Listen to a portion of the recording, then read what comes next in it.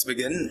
Firstly, I'd like to thank all of you for being here after a long day of classes, and Mr. Garv Malhotra for coming down on a weekday to be with us today and conduct this workshop.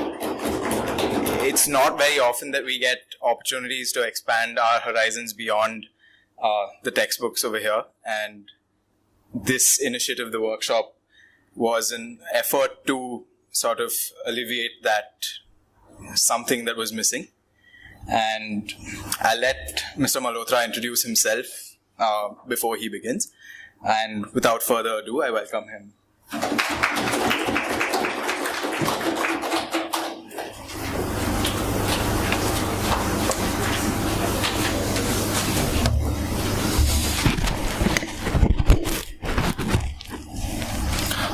Am I audible to everyone? Thanks, Siddharth. And thank you everyone for coming.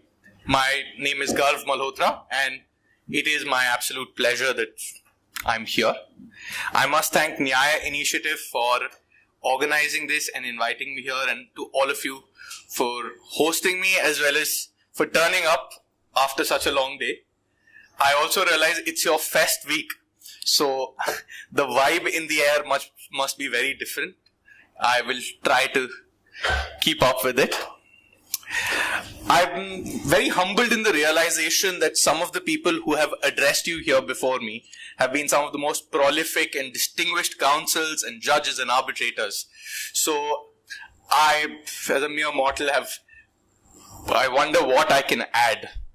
Also, I realize I went to GNLU, so all of you are probably smarter than I am. So what I'm going to add here today is a freshness of perspective. I'm going to share with you observations and experiences that I had in various jurisdictions. Paris, Geneva, Hague, Singapore, London, as well as a lot of things that I wish somebody told me when I was graduating from law school. Because, believe it or not, this is a paid holiday. The moment you graduate from law school, reality will hit you like a brick bat in the face with full swing. And you will realize that practice of law is very different from studying law. Because here they teach you the law, but they don't teach you how to use it to get the relief that your client seeks. Although this session is primarily aimed at arbitration advocacy, a lot of things we discuss here can be adapted to courtroom advocacy or even mooting. Okay.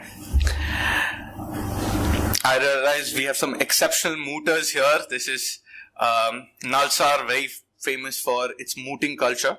So anybody who wants to share an experience, an insight, discuss something, please interrupt and butt in.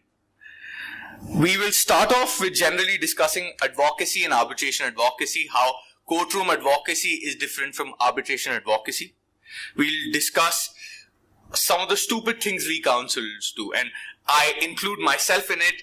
I may have done that at some time. I would have observed some counsels do it, as well as some smart things we do and some things you should try to imbibe in your own practice before we zoom into oral and written advocacy. Okay. Again, some housekeeping things. I have some rules of this class. My name is Garv, not sir, so you address me that way. Your name is, I don't know, so when you start off, please introduce your name as well as which year are you in. Again, you have all your freedom in this class. If you want to eat something, go ahead, drink something. Just don't do it loudly. You want to talk to each other, text silently. It's fine. You can keep your phones on the table. You don't need to hide them. And you can walk in and walk out of this class at any time you feel like. You want to get a cup of tea or you just want to walk out. I won't remember you. So feel free. I am not going to get offended. Okay. And the last rule, please interrupt me. Okay. Anything that is unclear, any insight you want to share, anything that's on your mind, please interrupt me. So let's jump straight in.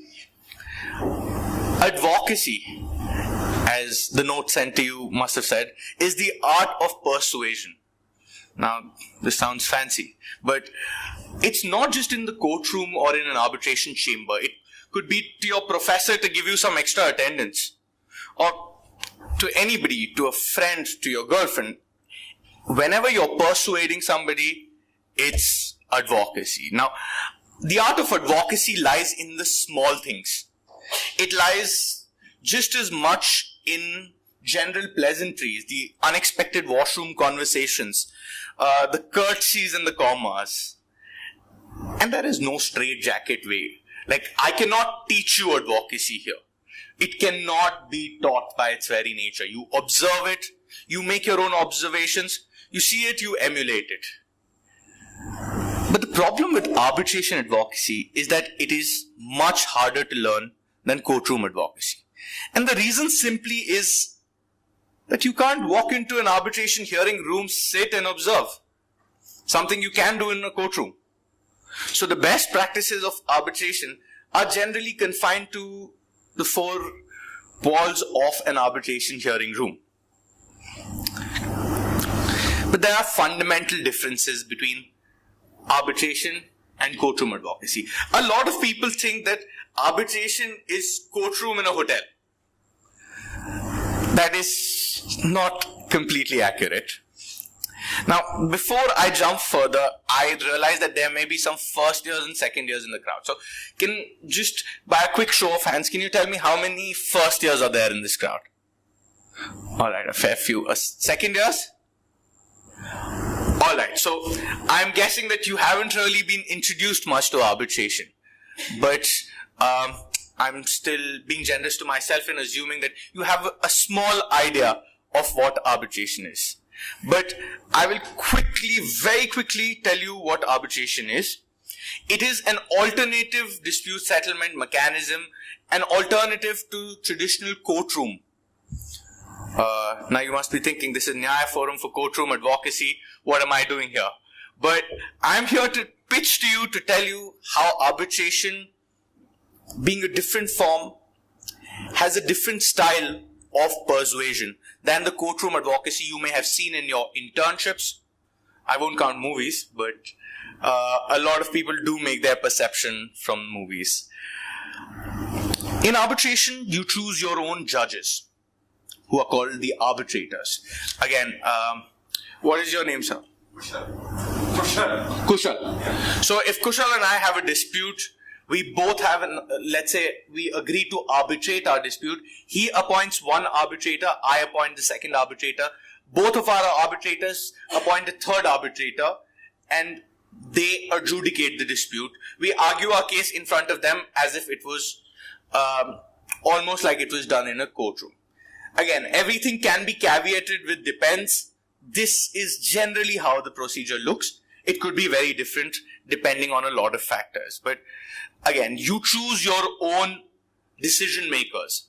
Second, there is only one level of adjudication. There is no court of first instance, appeal, second appeal, special appeals. It's a one-stop shop for all the factual and legal arguments that you can make. Third, you choose your own procedural and substantive laws. Now, if you go to court, you can't really avoid the civil procedure code or the laws that would be applicable to you. But in arbitration, you can choose beforehand that you and I have a dispute. We want English law to govern our dispute, or we want Swiss law or French law or the laws of New York. Again, it's party autonomy to choose whatever law you want applicable to it. Globally, arbitration is considered, by the rule of the thumb, default mechanism for resolving disputes. And one of the biggest reasons is that it is ideally much faster and therefore consequently cheaper. Arbitrations generally take 1 to 2 years, generally. And in India, we realize how long courtroom litigation could take. It could take decades. Therefore, arbitration has become the preferred means of dispute settlement. Arbitration is very fact-centric. So it's not like if you've gone to the Supreme Court, you'll realize that a lot of time we counsels spend only on a pure question of law. But arbitration, although you do agitate your legal points, but it is pivoted around facts. And the system is not designed for you. It's designed for the client, for it to be very easy for the client. Again, before I quickly move on, inside the arbitration chamber, how does a typical arbitration chamber look? You have the arbitrators on one side. Let's assume arbitrators are here. On the left flank and the right flank, you'll have the claimant and the respondent counsels. And opposite to the arbitrator, you'll have the witnesses. So generally, when the counsel are sitting and arguing, you are looking at the arbitrators in a diagonally. Now, if you noticed, you are sitting. Everybody in an arbitration generally sits. There's no standing advocacy. And there is a major difference between standing advocacy and advocacy sitting down. Seated advocacy requires much more eye contact and a much more restrained and intimate style of address. It's very different from the combative courtroom advocacy that you often come across. That is not very suitable for arbitration. Another difference is in the realization that everybody has that the arbitrators are being paid to do a job. Unlike in courtroom where the salaries of the arbitrators are paid by the state and you agitate your matter, you pay a court fees, but that's not necessarily the salary of the arbitrator. In arbitration, you are paying the arbitrators generally by the hour or by the day for their time to resolve your dispute. So it is much more business-like. The formalities are much less. One of the reasons I decided to take this session is the number of times in a recent arbitration I heard, Mr. Counsel, this is not a courtroom. And believe it or not, especially with Indian counsels, we hear this a lot. And this is so much more true when we are faced with an international arbitration tribunal. Because the things you are used to in a courtroom are very different from an arbitration. Arbitrations generally happen in hotel rooms or convention centers or arbitration hearing rooms where you will find yourself suddenly in the washroom next to your arbitrator and you have to manage that situation with the least possible awkwardness for everyone. This happens and this will happen multiple times. Also, the breathing space you have to strategize between hearings in a courtroom. For example, you had a hearing today, went on for 15 minutes. Next hearing is 2 weeks later, 1 month later. You still have a lot of breathing space to re-strategize, to do your further research. This is something you don't have in arbitration. Because a hearing will go on for even about 7 days at a stretch, from morning to night. And the judge or the arbitrator will be hearing only your case throughout those 7 days.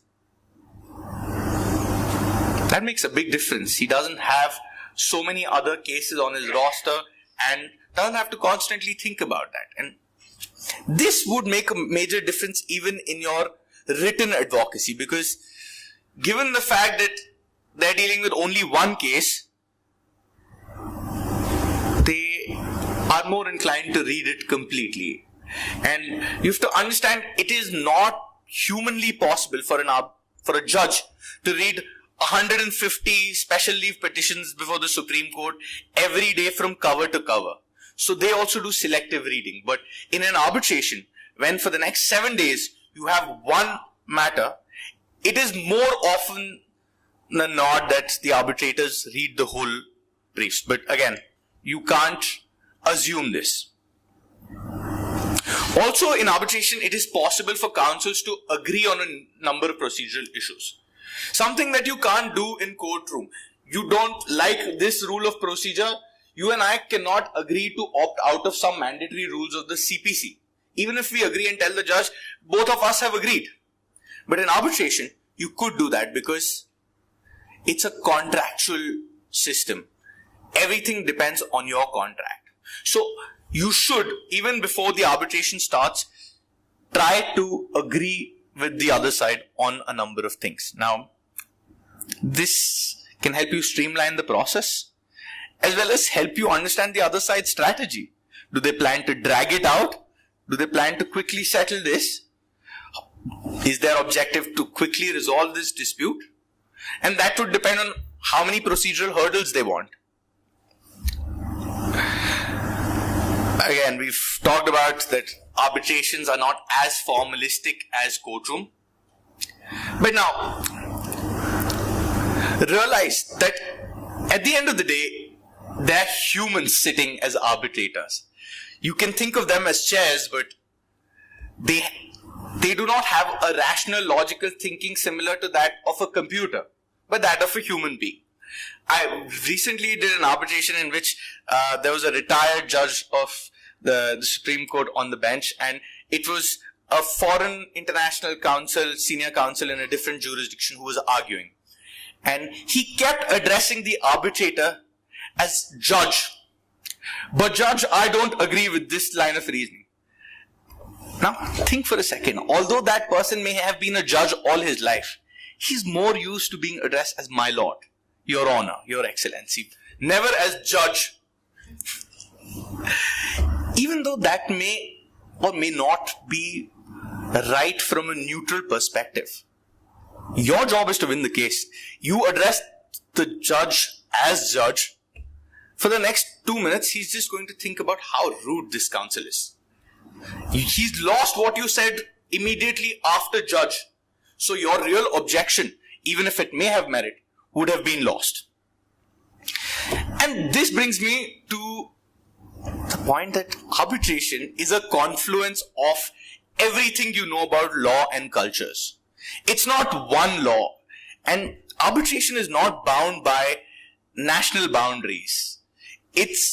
You have so many cultures in arbitration that it's very often that you have an Indian party against a Taiwanese party with a Singaporean, an Australian, a British on the bench, and represented by a Swiss and an American seated in Paris, so all your support staff is French. Can you imagine how much get lost in translation? Okay, I'll share this anecdote. This was shared by my former mentor, Dr. Michael Wang, in his article, The Art of Advocacy. And he says, in one case, there was a witness cross-examination going on, and the chairman of this corporation, in relation to a very contentious decision he had made, was asked, do you agree that your decision was arbitrary? To everybody's surprise, he said yes. And when further inquiries was done, it was found out that the translator had translated the question as, do you agree that you made an arbitration decision? Which he further interpreted as, do you think your decision was made as an arbitrator of the dispute? So a lot of things are lost in translation. You cannot completely avoid them. But if you are mindful of this, you can pace yourself accordingly. You can avoid a few common mistakes. Again, I was seeing this transcription of an arbitration. This was not in the arbitration. This was a much later enforcement stage. But the transcript, when I read it, I wasn't sure what it said, because it said, therefore, he put his employees on fire without gratitude. I asked the counsel and he said, oh, no, I had said, therefore, he fired his employees without gratuity. This is something that is very common in international arbitrations. A lot of it gets lost in translation. One of the primary reasons is because there is pressure of short timelines in international arbitration. So the arbitrator will set a timeline. The counsel will try to get around that timeline by speaking twice as fast. The translator will translate 1 in 2 words. And the transcription will finally get 1 in 3 words or so. By the end of it, you can't make any sense of what's going on. So pacing yourself while arguing is very important. Now, in international moots, we face this a lot as Indian mooters, as in international arbitrations, as Indian counsel, that English is like our native language. We speak it so fast that people don't understand. And it's surprising how much of our points just get lost because we spoke so fast. By the time the arbitrator caught up and understood, absorbed what we really said, we are already 3 sentences down. Which is my segue into the stupid things we do as counsels. Okay. Now, there are many, much more than I can count, much more than I realize myself. Maybe 5 years later, if I'm doing this again, I will have so many more insights to share. But again, a lot of things that I observed and I saw, I read about, I share with you here today. First, winning your case is not just convincing your tribunal that you are right. It's about engaging with the other side's argument. Now, this is something a lot of mooters forget. A lot of counsels in international arbitration really forget about it. That it's not, I have a beautiful point, I have a wonderful legal interpretation to give, but I'm totally skirting what my opponent is arguing. So the arbitrator isn't really going to give you marks on your mooting scale that, okay, points for poise, points for content. It's not going to work like that. And neither is your client going to care. All your client cares is whether you got the relief at the end. So engage with the other side's argument. Do not ignore it. Sense the tribunal's concerns. There'll be a very good counsel will constantly keep reading the tribunal, and that is an art. It takes experience to practice and master, but you keep reading and sensing the concerns of the tribunal. Even before they raise it, preempt it and go ahead. Respect the intelligence of your arbitrators. Don't go to the arbitrator and in a hearing say, this is a contract. It defines the rights and obligations of the parties towards each other. You say this, the arbitrator thinks you're schooling them. There are so many things that we knowingly or unknowingly do that really irritate and annoy arbitrators. And if your arbitrator is annoyed, be sure you're getting the shorter end of the stick. Your arbitrator is not just going to look at how you conduct yourself towards the arbitrator, but also towards your opposite counsel. Now, in courtroom advocacy, there is a tendency to be very caustic to the other side.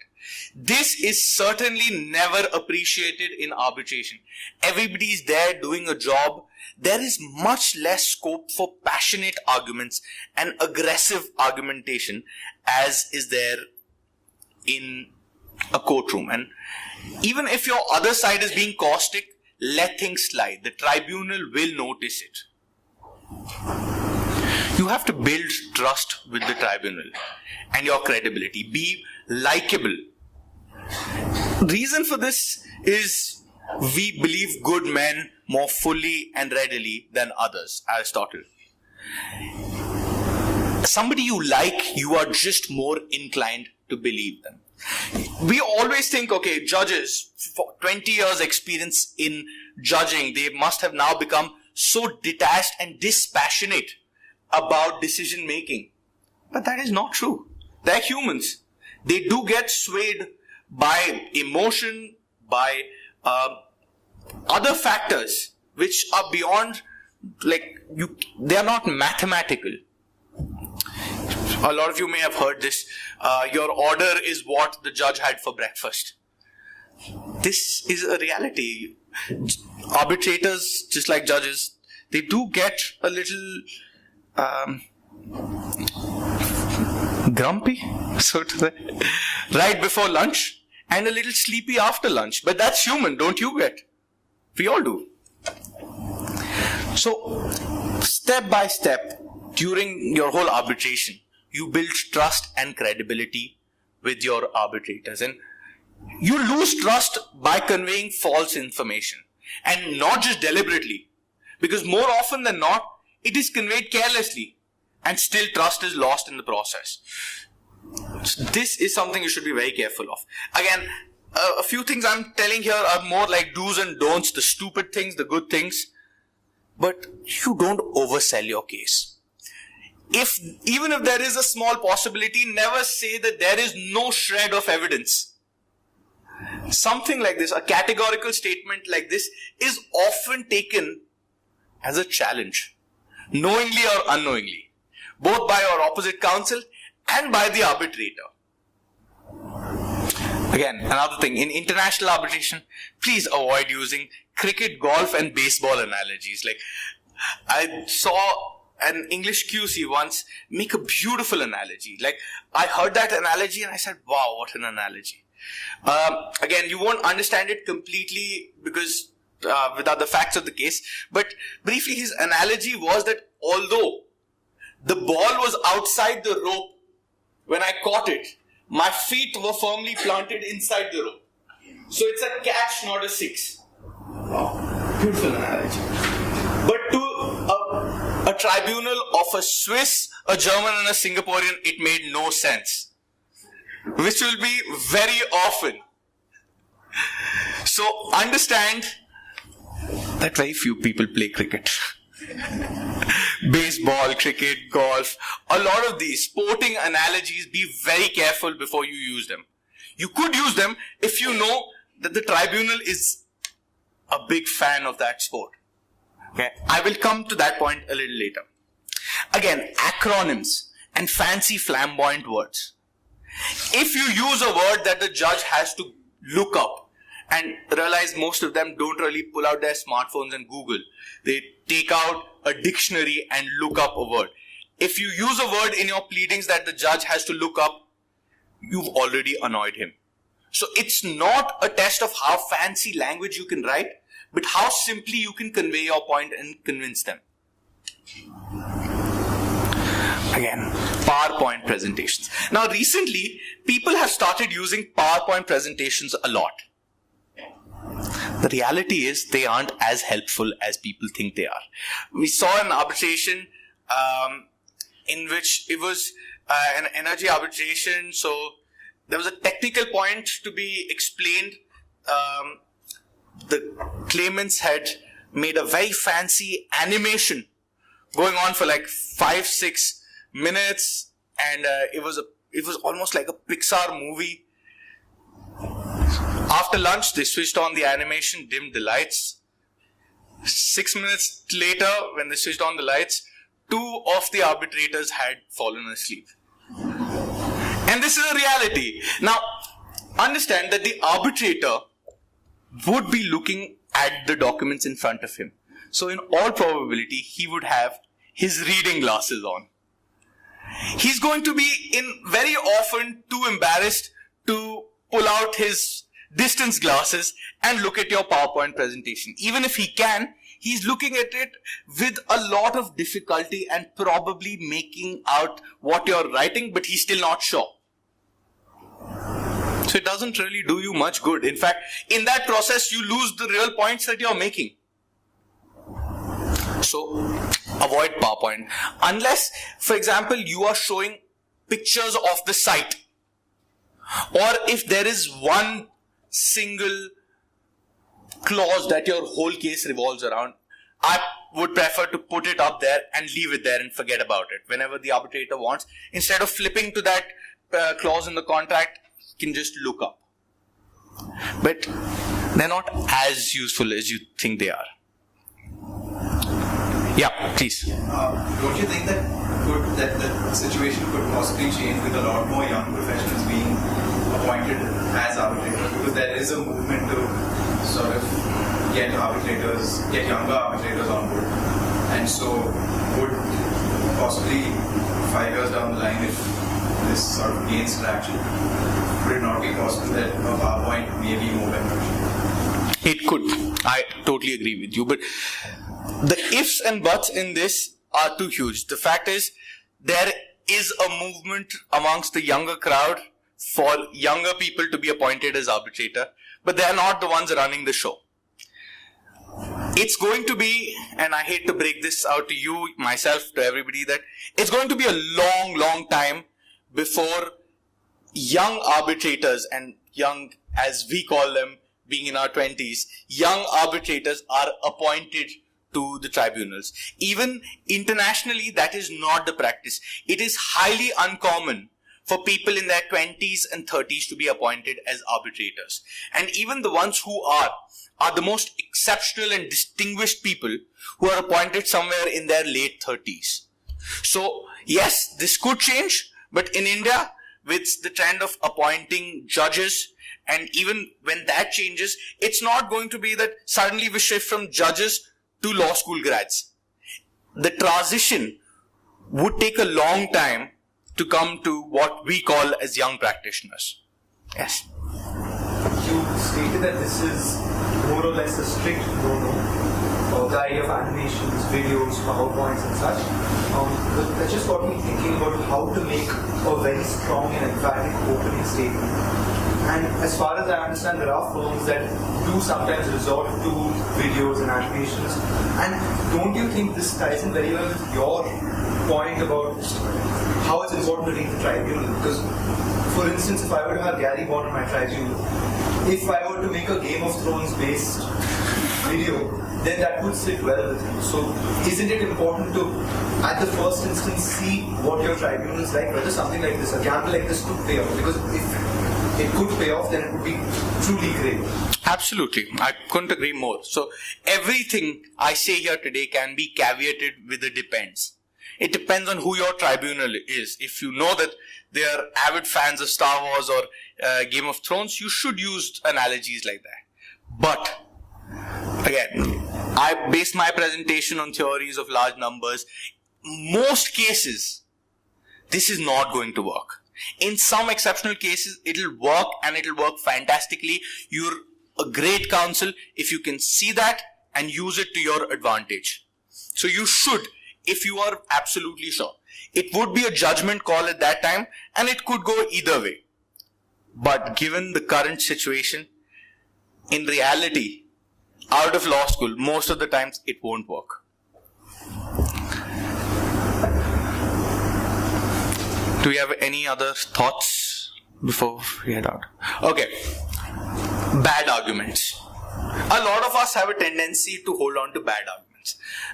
When I was in Geneva, I tried learning sailing for some time. And the first thing they teach you when you learn to sail is that don't hang on too long. If you hang on too long, it would be to your peril. You may have a good argument, a bad argument, or a great argument. But that's what you think. A great argument is different from an effective argument. If it's not working with the arbitrator, see it, sense it, try it, push it for a bit, but then learn to give it up. A lot of people lose a lot of cases by hanging on to bad arguments. And it's fine. We spend weeks and months crafting a beautiful argument. You expect the arbitrator to be floored. But it's not working. And in our passion, very often, counsels forget to see what is the obvious flaws in their case. And that is why, whenever you get a case, I always suggest to put your first impression down on paper. You read the case the first time, you put down your thoughts on paper, because that is exactly the reaction of the arbitrator when they first read the case. And then when you're about to submit your pleadings, I suggest that you read it again. Even to the moot teams I coach, I always tell them, you read the problem once and then put down your arguments from both sides on paper and then forget about it. Email it to me and forget about it. I will show this to you 2 days before your written submissions and 1 night before your oral arguments. Because at the time the arbitrators are reading it, they will have a similar impression. Even in the most complex international arbitrations with the most brilliant arbitrators, none of the arbitrators are going to be as thorough with the case as you are. You are the counsel, you're expected to know it just much better. So, keep that in mind.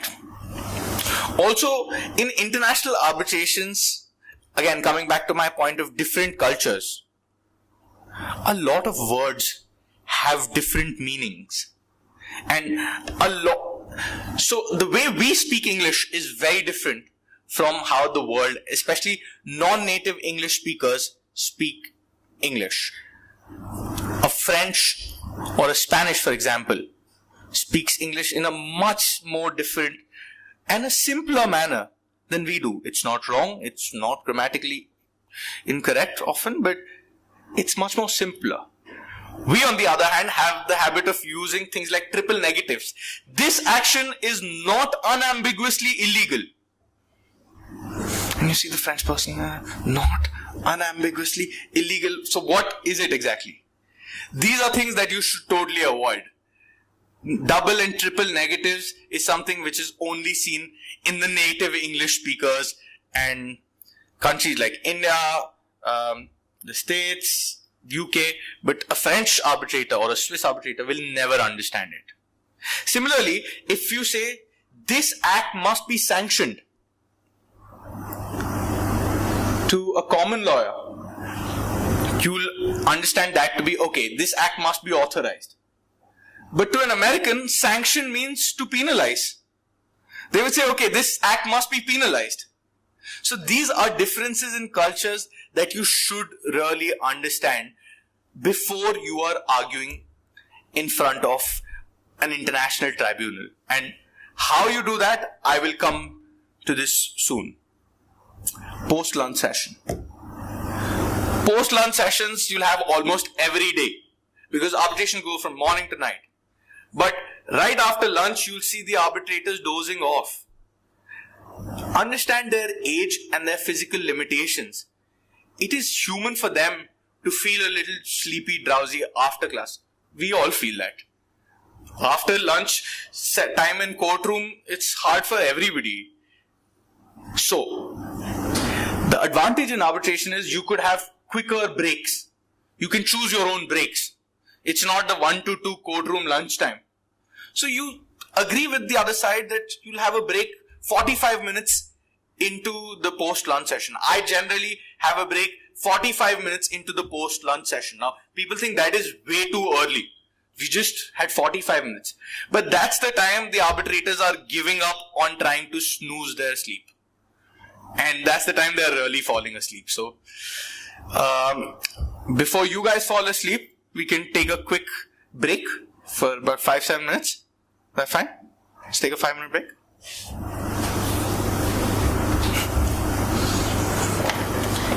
Unless you guys have any questions to ask me before the break. Alright. A judge really do this in courtroom. You've seen? Banging the gavel on... Okay. Okay. Again, that's a first. I've never seen an arbitrator or a judge really do this in real life. Wonderful. That's something new. I didn't really know about that. But that is something you very often just see in movies, but not in an actual courtroom. Personally, in so many years, I have never seen... I've really wanted to see once a judge go like order, order, order. In the House of Law. I'm talking about Indian courts right now. So, this is something very rare. Again, we have one person here who's seen it. I personally have never seen it. I don't know if anybody else has seen it. But that's the point. What you learn from the movies is hazardous advocacy.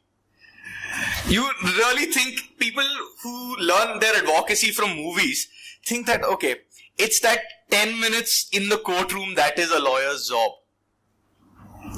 But 95% of what your work is not inside an arbitration hearing room or a courtroom.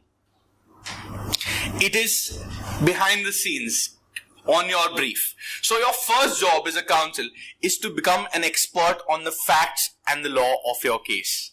Okay. Lawyers are selling cases. Have you ever tried buying an equipment from somebody who doesn't know anything about it? It's very common that you just think, okay, maybe I'll buy it from the next one. Somebody who at least knows what they're selling. That's exactly how it is before an arbitrator. You're not selling a product, but you're selling your client's cases. So you're expected to know their briefs better than anybody else in the room. Okay. If you don't know your brief very well, you've lost the confidence of the tribunal very early on. Because arbitration, and I keep repeating this over and over again, is fact-centric advocacy more than legal-centered advocacy. There is nothing that will earn you as many brownie points before an arbitrator as knowing your brief inside out. But once you've prepared your own case, you're just half prepared. Because then you have to also prepare your adversary's case. You can't replace the idea of your adversary with a stick figure, which is very easy to dispatch. Imagine a highly intelligent adversary and then think what are the arguments that he or she will make. And then accordingly draft your own arguments. If you proactively and preemptively think about their argument and raise it, you take the punch out of their own argument. You say it preemptively and you neutrally phrase it in such a manner that when it comes to your opponent saying that same point, it just has much less force on the arbitrator. Every time you have to think, what would the arbitrator be thinking in such a situation? Which brings me to the point that make a detailed character note of the arbitrator from the very start. Yeah. Sorry, just to take you back to the previous point that you made. Yeah. Is it therefore important to prep a case from the perspective of both parties in order to make like an effective representation of your own?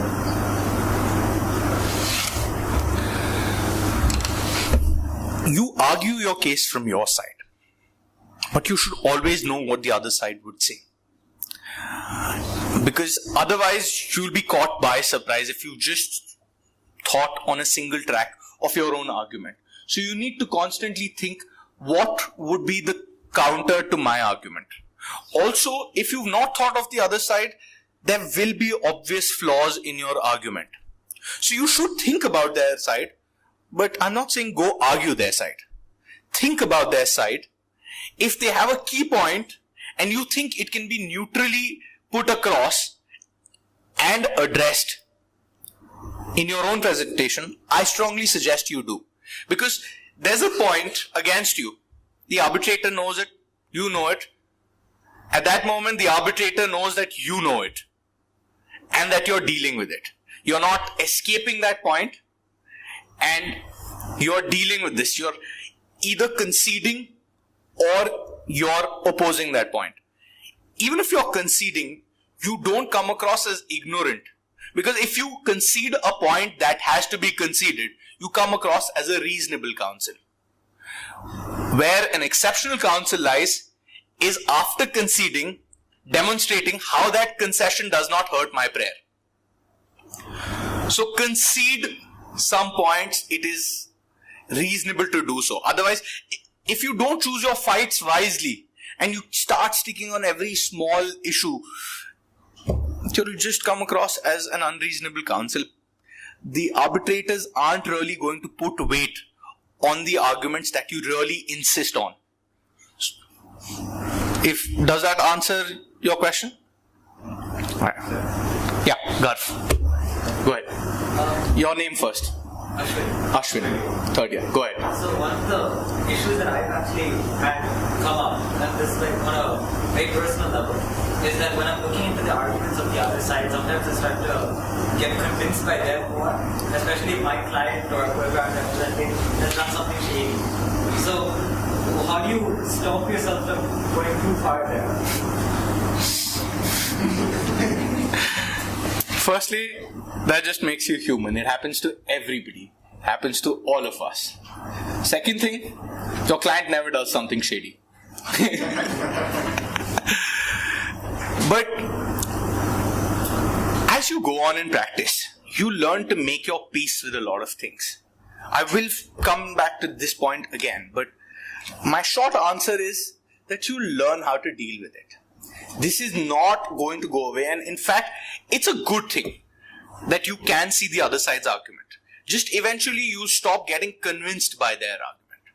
Also, there will be cases which are flatly against you because you can't change the facts of the case, and they would probably have stronger facts. So, in those cases, mitigation would be the best advocacy you have. We had a dispute recently in which our client, for breaking a contract, got sued for upwards of 200 million. Our client had broken the contract. He was going to pay, but not 200 million. Our job was to bring it down to 5, 10, not let it stay at 200. If you read the other side's argument, you'd realize, yes, they are right. But this may or may not be true in every case. It would depend. But as you go on, you'll start making your peace with these things. Okay. So, yes, I forgot your name. Nishant. Yes. Okay. So just whenever this fits into your narrative, can you also tell us maybe like some life-changing moments that you've seen or heard in court, like why 95% of work happens outside? Because everyone loves the courtroom drama. Yeah. Or even in Arbitration. Yeah. Again, I get it. Sure. When we reach there, I will certainly bring that point up. But one of the things, life-changing things would probably be too generous to call it, but when I saw advocacy of a lot of international councils, and during law school, I spent a lot of time interning with some of the finest councils in India, criminal and civil, Mr. Soli Sorabji and Mr. Ram Jethmalani and a lot of those people, exceptional and gifted councils. But when you go outside and you see in international arbitrations, international style of advocacy, you realize that their approach is completely different. You are less overwhelmed, but more easily convinced. A lot of international councils and law firms have the habit of making a character note of the arbitrator, understanding his or her idiosyncrasies from the very start. Now, this might not be absolutely true in mooting. You don't know who your judge is right before your round. During the rounds, you have very little time to understand and observe their idiosyncrasies. But in real life practice, when you're selecting your arbitrator and you're going to be arguing before that person for the next 7 days, 10 days, and multiple times in the span of 2 years, you start making a character note. Read their background. Where did they study? Where did they work? Who was their mentor? Talk to people about them. Find out their hobbies. What motivates them to make decisions to work. Are they theoretically inclined? Are they more practical? Do they prefer flamboyant arguments or do they like swift precision? Were they a trial lawyer or a judge? Were they an appellate lawyer or a judge? Are they really passionate about a particular field like the environment? All of these, if you read in detail and understand about a person, it'll help you humanize the judge, or humanize the arbitrator. So that when you're arguing, you're not arguing to chairs, but to persons. A golf analogy would work perfectly in front of a person who's an avid golfer.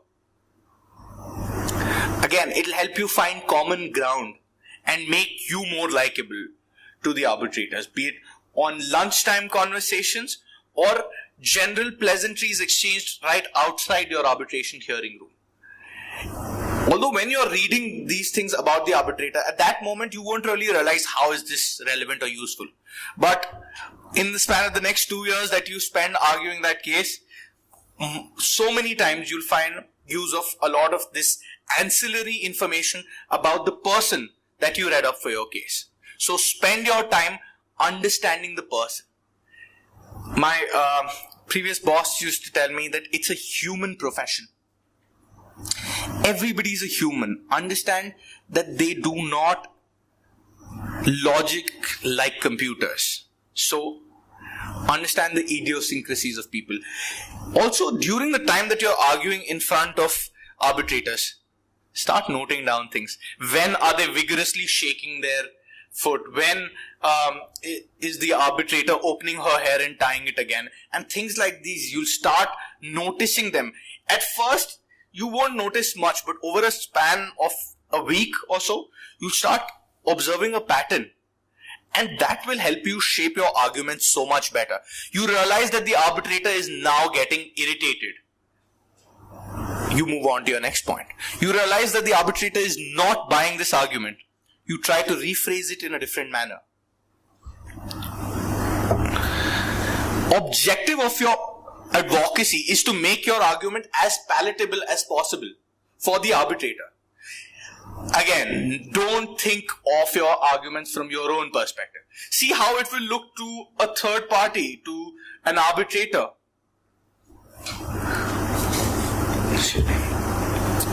And this is the mistake a lot of people make. They don't make their arguments palatable to the arbitrator. Which is my segue to our written advocacy section. Yeah. Could you just as easily translate this same logic to courtroom argument? Yes. But there are a lot of difficulties with this.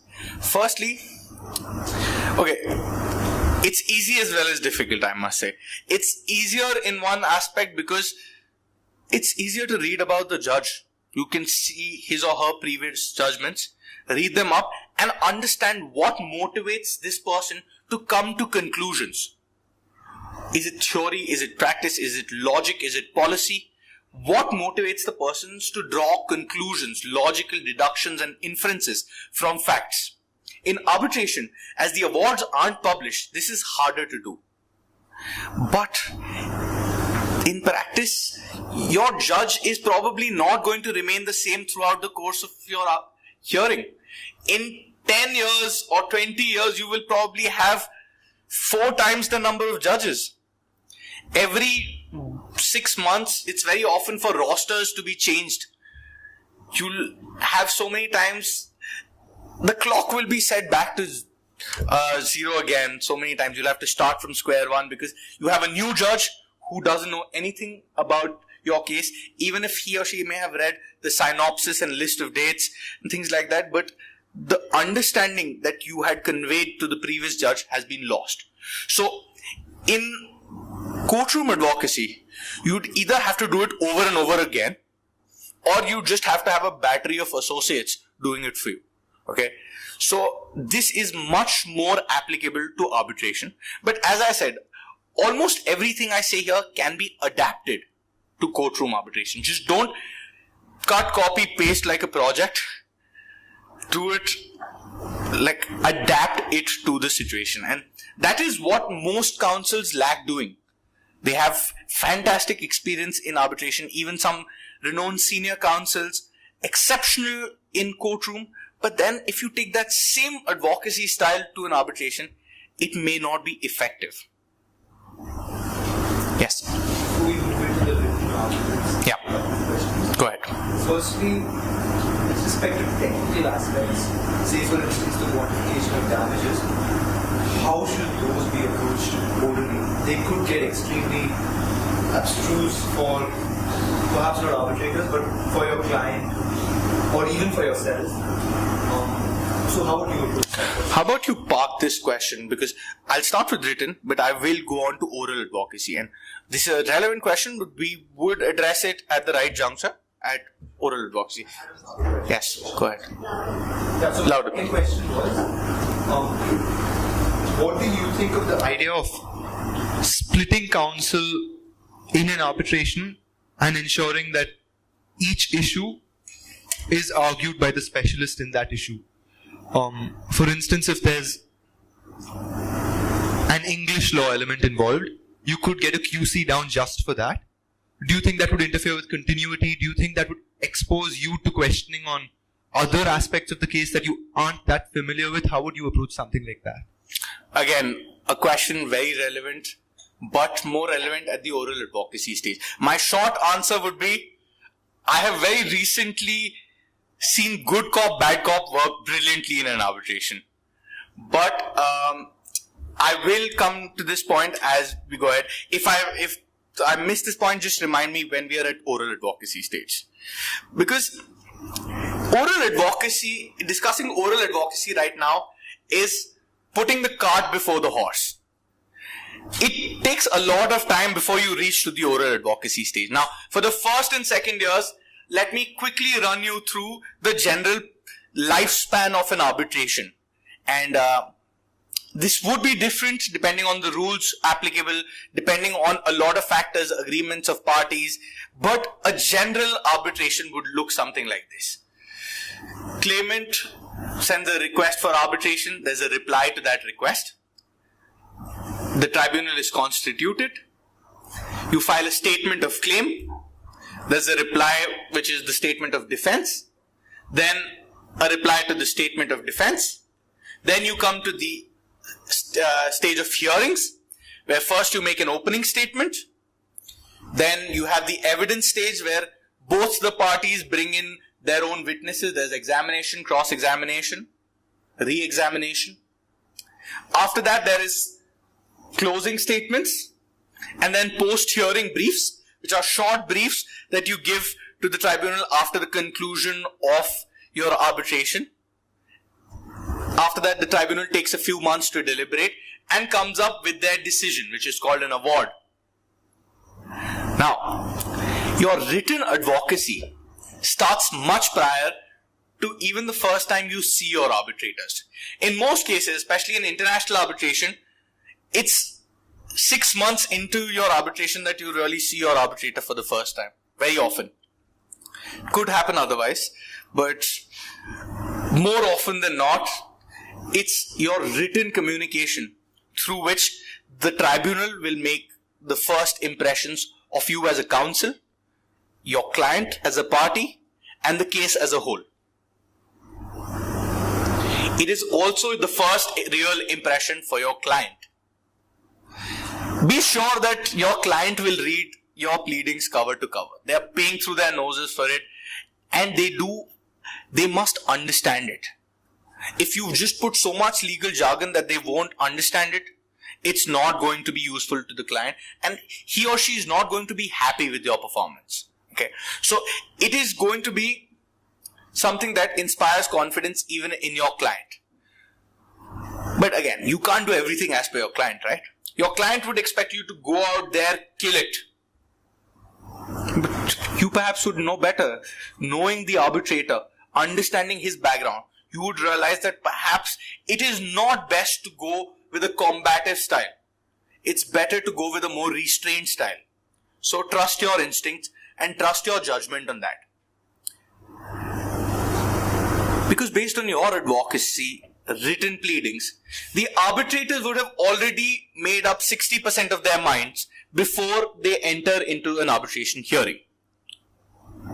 So what you need is a compelling case theory.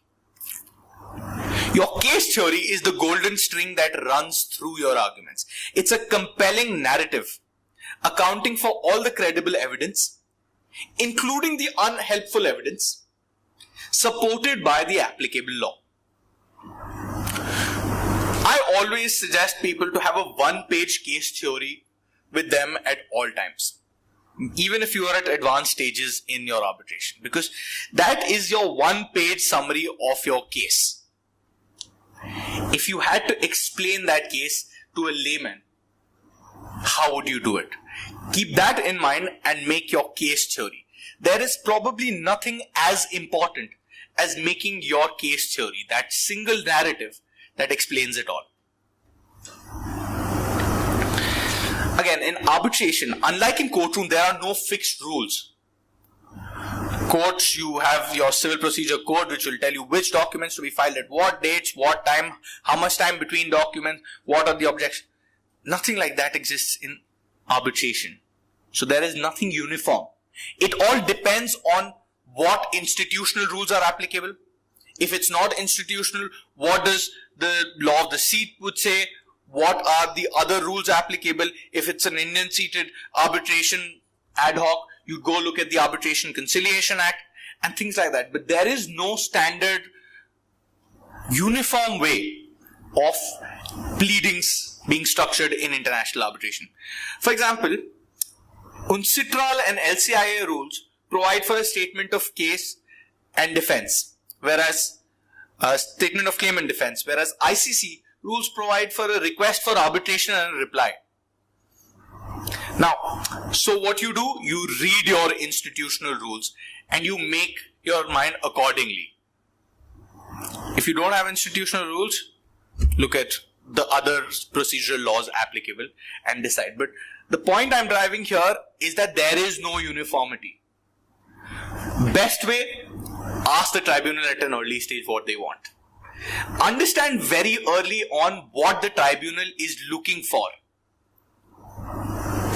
It may be a very diverse tribunal where people come from different cultures. A civil lawyer and a common lawyer have a very different approach towards pleadings. Some want everything in your pleadings, some want just a skeleton. You'll even see this in mooting. Some moots you'll find just require a skeleton memo. Like Frankfurt, I think Frankfurt investment in FDI. FDI at the national round stage requires a skeleton memo and at a later stage requires full memos. But again, depending on the culture that your arbitrators are coming from is what they would be expecting. Realize the fact that it's not even certain that the arbitrators are on the same page regarding that. They may be from 3 different cultures and 3 of them would be expecting 3 different things. The best way is to ask them early on, what are you expecting? What are you looking for in this case and how are you expecting the counsels to present that to you? That is the best possible way. Again, with drafting, the golden rule is KISS, keep it simple and for the stupid. Now, this is not at all to say that even some of the arbitrators are stupid. They are not. They are there for a reason.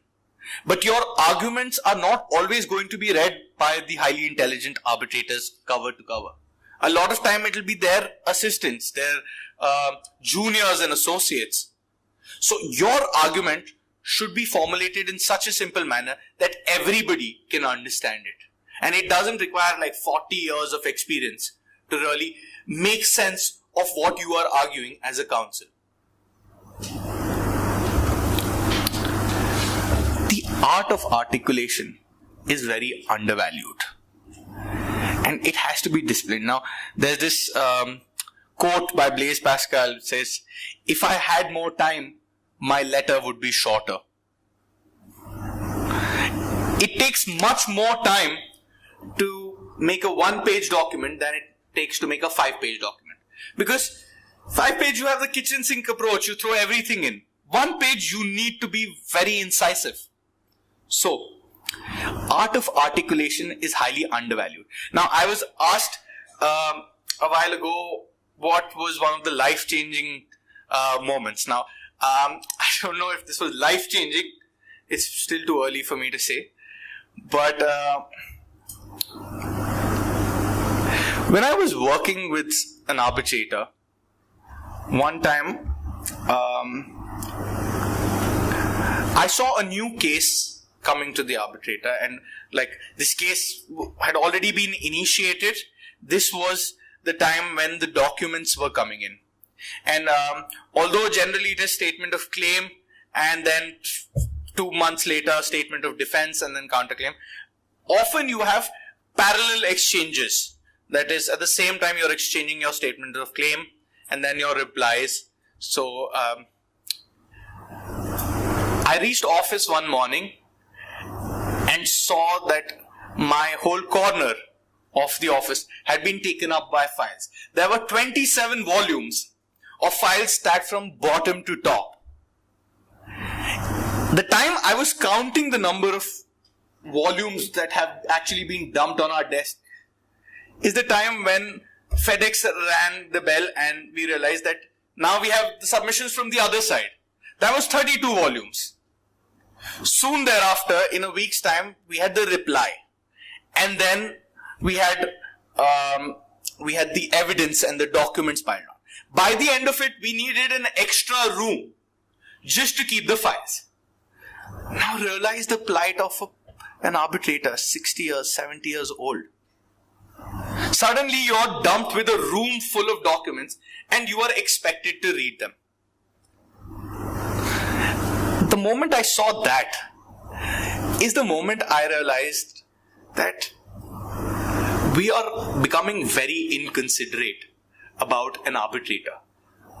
It takes, when you look at those files, you smell the blood and sweat of a battery of associates who spent a week in a windowless basement far away from their families, not having met their families for a long time.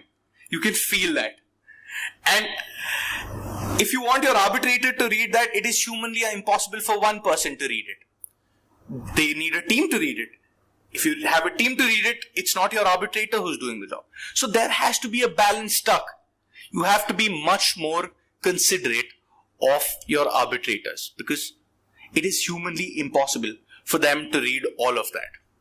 Now, I attended this session with Toby Landau a few months ago, and he said there are 2 lies that every arbitrator says at the start of a hearing.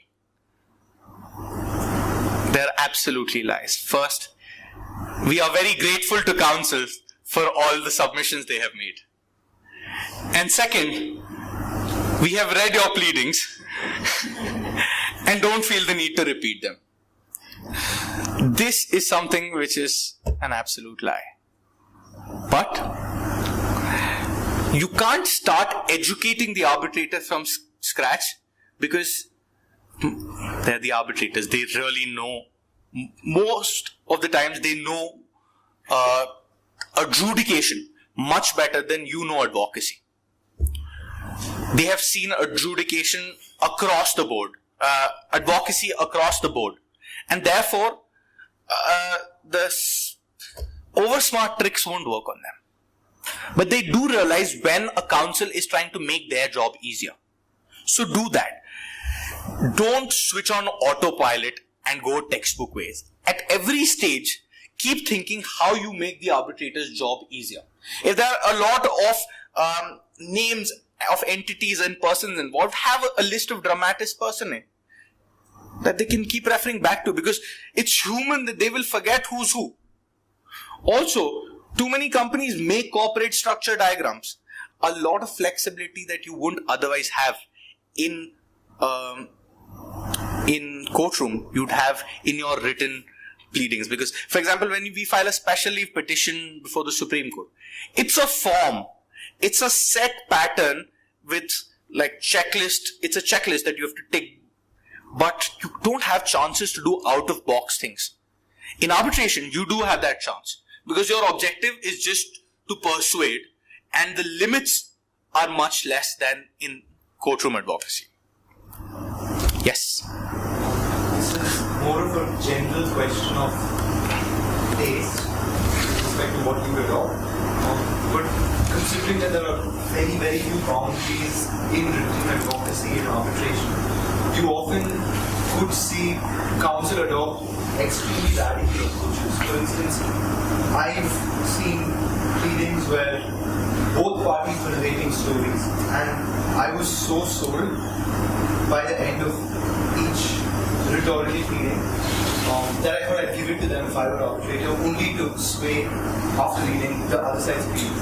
And some of the techniques they adopted were in order to debunk the various myths that the other party was placing before the tribunal.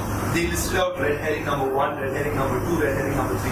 So would you adopt that radical approach, that rhetorical approach, or would you play it safe and do it in a slightly more court-like way? Again, my answer will always be depends. It depends very much on the facts of the case. Depends on who the tribunal is and who the opposite counsel is. What I want to impress upon all of you is that never switch on autopilot. In a particular case, probably that would have been excellent strategy because, as you say, you were convinced by both. So that was good strategy. But in some cases, it will end up really annoying your arbitrator or the opposite counsel. And you have to realize there is value for hierarchy at the bar. So if you do have a senior counsel against you and you do irritate or say something which is very caustic to him, debunking his theory in a very disrespectful manner, it's not going to be appreciated even by the arbitrators. Because at the end of the day, you may be arguing your case, but you do have to do it with a certain degree of respect. Again, you do it respectfully, but you do your job well. So every time take a judgment call that in the given set of factors involved in my case, would this be a good strategy? Understand people. A lot of arbitration advocacy and advocacy in general is understanding people, understanding what motivates them to come to conclusions. Also, you never assume ceteris paribus. You don't assume all other factors remaining constant because they never are. See what are the other factors that would influence the arbitrator's decision making or even any person's decision making at times. Personally, I love to run my argument by my cousins who are still in primary school. Because at that time, I have to break down my argument as if I'm explaining it to a 12-year-old. You break your argument down to basics and you see it for yourself. Okay, logically, this does not make so much sense. Legally making sense and logically making sense are two different things. And in arbitration, and here some people would differ, I always say that the backbone of your arguments should always be logic rather than law. Also, when I say understand the other person, realize that the arbitrators have much shorter attention spans than you do. If you expect them to read all of that, they will get bored. So it's your job to tell a compelling and interesting story. Because much of advocacy is about storytelling. And telling the story in a manner so as to capture and retain the attention of the tribunal throughout your arguments. Indians are very infamous outside for circumlocution. We have a habit of using a lot of flowery words to make very little sense. And this has been pointed out to me over and over again.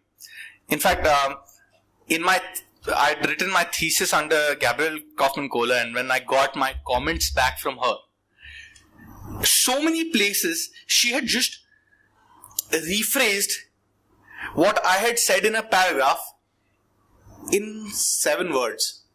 And I realized, that's exactly what I'm saying. So it's something that we all do. When you explain your arguments to kids, you don't use those flowery words. You say it as it is.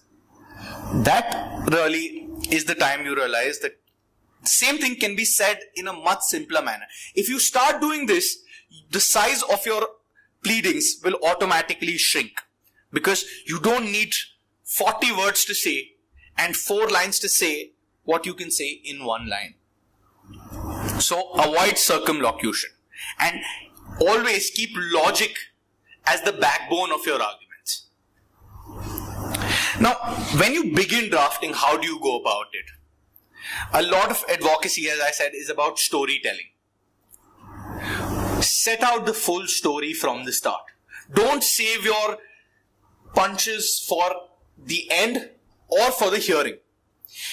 If you save your punches for the end, in all probability, nobody is going to read it till the end. If you save your punches for the hearing, the tribunal and the other side will note it and it won't go down well.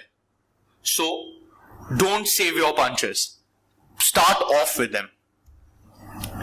again, when you start drafting, make a roadmap of the things that you plan to do. And then add your own timeline.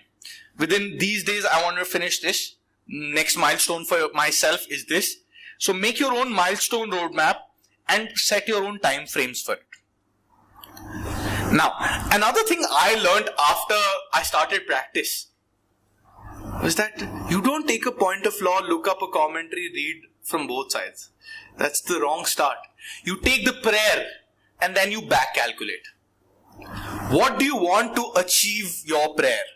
In real advocacy, outside law schools, your prayer is the most important part. So you back calculate from your prayer and then find out ways to get to that prayer. When you do that, I suggest translate the flow of your arguments into a flow chart. This is, have your prayer at the end and then find a way to get to your prayer through a flow chart. It will organize and structure your thoughts and arguments much better than any other thing could. And this is just my experience. Probably you can come up with something very different and which could work much better for you. Somebody does it differently. But in my experience, this really helps. And it helps you stay on track. Shape your pleadings not for your own convenience, but for the convenience of the arbitrators. Again, every time I say this, try to look at it from the other side. How would the arbitrator digest this? Keep thinking about the arbitrator and how useful they would find it. At that time, right before you're going and submitting your pleadings, is when I suggest you read that first impression 1 page that you made at the start when you got the case. Because at that time, you will get so many ideas at the last moment from your first impression. Right now, this may not really, this is not something you will understand perfectly right now. But if you really do this, again I repeat, the time you get the case, read it once, put your first impression down on paper, fold it, forget it. Right before you are submitting your pleadings, open that again, read it. You'll get so many more ideas. Because this is how the arbitrator will think about it. Because from the time you got the case to the time you're submitting your pleadings, a long period would have elapsed where you would have delved so deep into every argument that now you are internalizing your arguments. You are just thinking in one direction. But you're not thinking about what is the first impression of the case. So, I suggest at this stage, read that. A lot of studies have shown that nobody or people just don't have a tendency to start what they cannot finish. If for this class I had prescribed a reading material of 400 pages, most of you wouldn't have even started. A lot of you wouldn't have even just turned up thinking that we had to read so much. I didn't read, I'm not going. So people don't have a tendency to start what they cannot finish. Same goes for arbitrators. You put so many files on their desk, it's most likely that they won't read it. What you can do to avoid this is get into a habit of giving executive summaries. Before you start your pleadings, give an executive summary. Before you start a specific argument, give a 1-paragraph executive summary. So even though they may not have the time to read the whole thing, they read your executive summary and they get an idea of what is the tangent on which you're arguing. Yeah, Garv. I'm Shweta from the third year. So you mentioned this earlier as well, how you have to be succinct and precise when reading your arguments. My question here being that often when we do go on long tangents, because we want to provide context and kind of elaborate on this point which we feel is important. How do you draw the balance between giving the proper amount of context and also being succinct?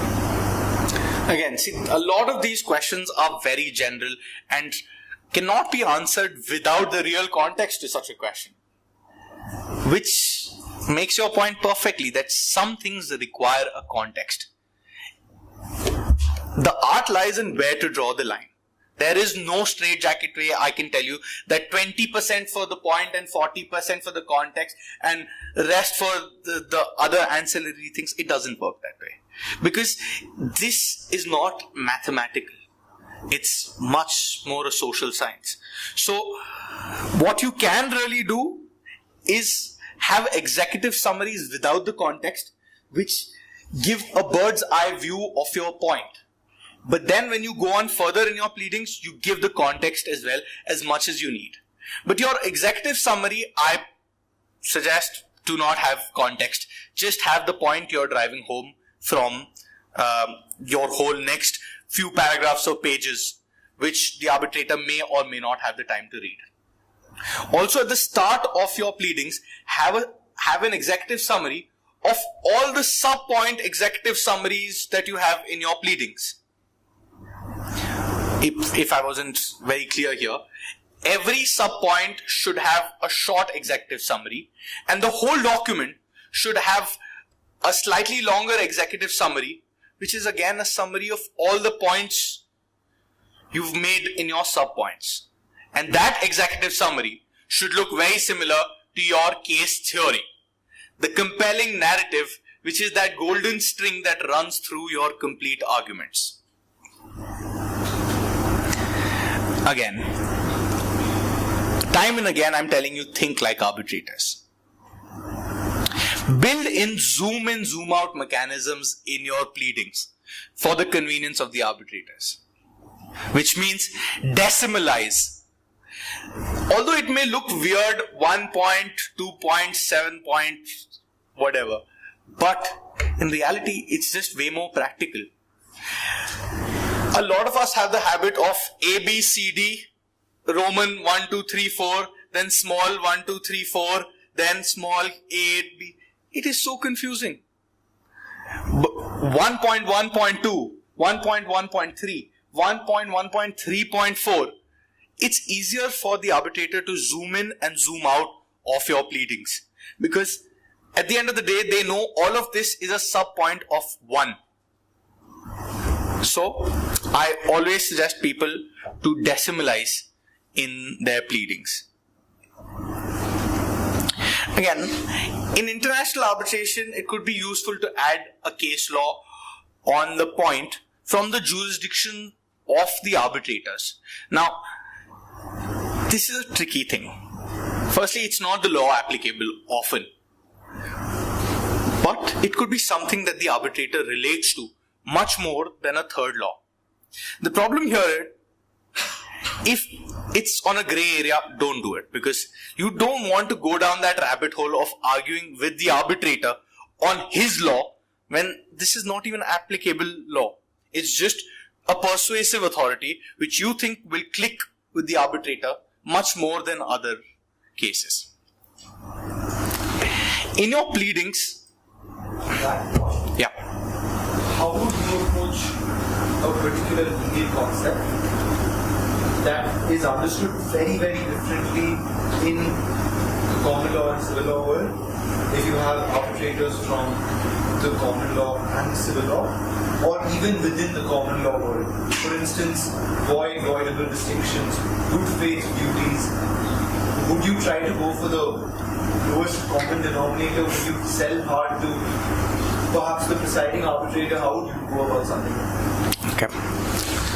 Selling hard to the presiding arbitrator is a strategy I am generally never too supportive of, because at the end of the day, it's not that the arbitrator's appointing authority is who he or she owes their loyalty to. Its dissents are not that common in international arbitration. They are there, but not as common. So more often than not, it's a unanimous tribunal. Now, this happens very often in international arbitrations. If you have on the bench, on the tribunal, you have a QC, a very senior, let's say, Swiss lawyer, and an American lawyer. All of them would have different understandings of concepts like good faith. Here, one strategy could be finding the lowest common denominator. I would suggest that always fall back upon what is the applicable law. Because at the end of the day, their obligation is to define that term and determine the dispute according to the applicable law. But it's not as mathematical. So you have to address how that term is interpreted in their jurisdictions. But distinguish it from the facts of this case, because the applicable law here has a different interpretation of that. So my suggestion, and this is the way to go about it, always fall back upon the applicable law. But just don't jump onto the applicable law. Tell them that this is understood in different jurisdictions separately. But here, this being the applicable law, this is the interpretation that should be applied in our particular case. Alright. Now we're still at our pleadings. We're quickly closing our pleadings, written submissions. So I will speed up a bit. Cite those paragraphs in your pleadings that you want to be seen in your award. Just don't keep on citing from different cases just to show that, okay, you've read a lot. That doesn't really make a difference. Practically, in international arbitrations, very little use of case law is done. It's 80% revolves around facts. Because again, when so many different arbitrators from different jurisdictions, they are not expected to really deal with facts like the Supreme Court or Cour de Cassation of a country really deals with a pure question of law. Again, here a lot of people differ with me, but I think as we go further into commercial dispute resolution and ideals of justice do not necessarily overlap. So, again, cite those points which you want to see in your award. Bold, italics, underline. Please use them very sparingly. They're not much appreciated and you lose the punch if you use it too often. Consistency. It's very often seen that there's no consistency in pleadings. One side it's written 05.03.2017. One side it's written 5th of March. One side it's written the other way. Don't do that. Because arbitrators, if they are from 3 different cultures, they'll first get used to the understanding, okay, throughout the brief, this is how it's going to be. And then they see, okay, now he's done it differently. So, uniformity. Also in currencies. Now, when you do international arbitrations, especially on international transactions, there are so many currencies involved and often the arbitrators understand a different currency. So, learn to put everything in a common currency and then go ahead. While drafting, it's very important to pause effectively. Take a break and step back from your work. Pausing and taking breaks is very important because that will help you edit better. It is fine to draft garbage so long as you edit brilliantly. So you start drafting early. You research and add parallelly. Now, this is something a lot of us don't do. I've started now forcing myself to do it. Earlier, my idea was, okay, I will research and then on this date, I will start drafting. This is not the best way to go about it. Start drafting from an early stage. Again, I said, it's fine to draft garbage so long as you edit brilliantly. So, start drafting at a very early stage. As in when you research, make copyable notes and keep adding to your drafts. And leave at least 20% time for your editing. That's the time when you really edit it.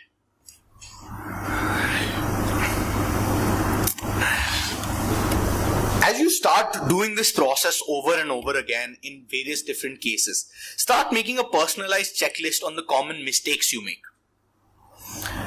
The index of the favorite citations you have. For example, Redfern Hunter. Everybody refers to Redfern Hunter, Gary Bond all the time. Make your own list of index of citations so that next time you're not typing that whole thing again. You're just taking and copying it. One more thing. In India, we have a habit of para by para denials. This para is denied. Para 42 is denied. Para 47 is denied for want of being unfounded or for lack of evidence. This is not a practice in international arbitration. If you deny, you can deny it wholly. You want to deny it specifically, then don't start off with that. Denials are generally supposed to be done in the middle. Refuting your case, the opposite side's case, should always be done in the middle. Park this thought. I will come back to this. Because now is the time we move to oral advocacy. Yes. With respect to that point, how would you approach different forms of argument in an arbitration where you have different stages of solutions? For instance, in an ICC arbitration where you have your request for arbitration and your answer to request for arbitration and then your memorials, possibly, would you just go with fact initially in your request for arbitration? Would you possibly conceal certain trump cards at that stage? When you're answering to the request, would you take I deny this paragraph, because I have seen that from an English form. Would you then bring out everything in your memorial? How do you do that? Again, it would very much depend on who my tribunal is. Now, generally in international arbitrations, it is very much frowned upon if you don't disclose things that could have previously been disclosed. The meaning of trump cards has changed recently in the last few years, but some secret weapons, if you may want to call it, or some facts that would have the possibility of changing the fate of your case. If you could have put it during your pleading stage and you don't, you conceal them and disclose them at a later stage, in all probability it will lose its punch because the arbitrators are not going to look upon it favorably. Obviously, your opposite counsel is going to object to this, that you could have raised this point earlier, you deliberately chose to conceal it, and the arbitrators are going to notice this. So, I personally do not suggest this, but then again, it depends on who your arbitrators are. If your research about the person shows that the arbitrator is himself or herself in a habit of doing that, then it's not a practice that he or she will frown upon. So, everything has to pass through that test of who my tribunal is.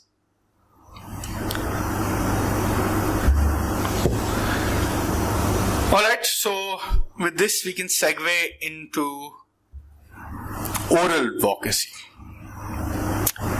This should take about 15 minutes, I'm guessing.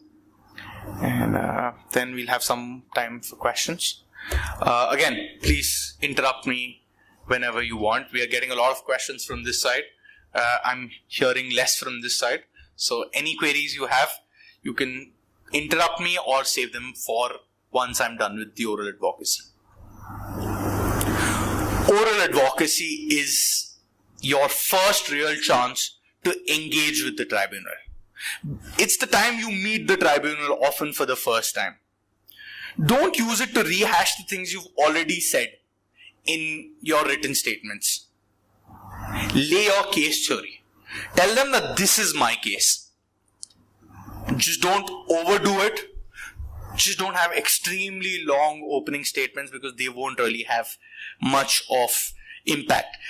I recently saw an arbitration in which the claimant's opening statement was about 4 hours long and the respondent's opening statement was 17 minutes.